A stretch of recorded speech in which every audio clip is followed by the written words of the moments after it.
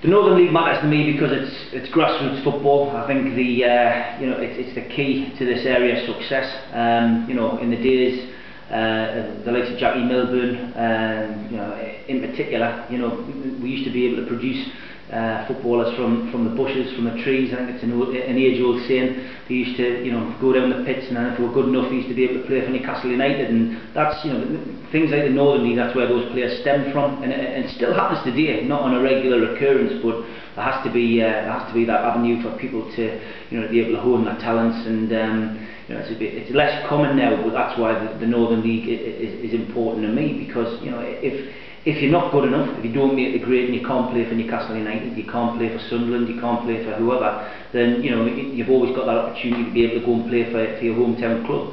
I live next to Dunstan UTS as they are now, and whenever I can, I go along and support them.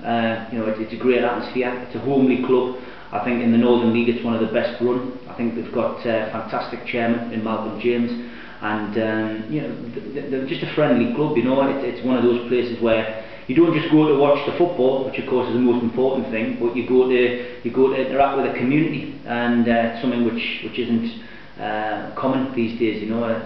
Royal weddings that take place, they used to have street parties, and I think we've seen in recent years those things seem to have diminished. So it's one thing that certainly pulls the male part of the population in Dunstan together. It's a highly populated area, and a lot of the lads do go and support Dunstan. There's a lot of females go as well, but it seems to be a lot more men who follow Dunstan, and it pulls them together. And it's a competitive league. It's good for refereeing. It's a high standard of refereeing, and a lot of those referees probably started off at Sunday League and have moved into the Northern League. Some of them have gone even further. I think Mark Clattenburg in particular, a referee at that standard, and look where he is now, a Premiership referee, although still making the same mistakes he did in his younger years.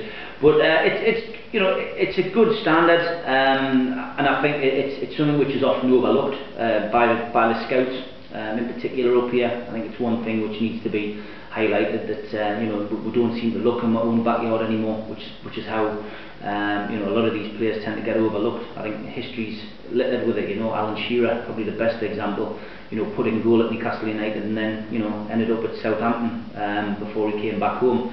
And that kind of thing needs to be addressed, because there's a lot of good footballers playing in the Northern League who could probably do a job for teams like Newcastle United, Sunderland and Middlesbrough, and they're often overlooked. And it's very important. We need it. It's something which we can't lose, and it's just as important as the Sunday League as well, to be fair. I've managed Felon Football Club in the Sunday Leagues for 19 years now. I do it for love. I don't do it for money.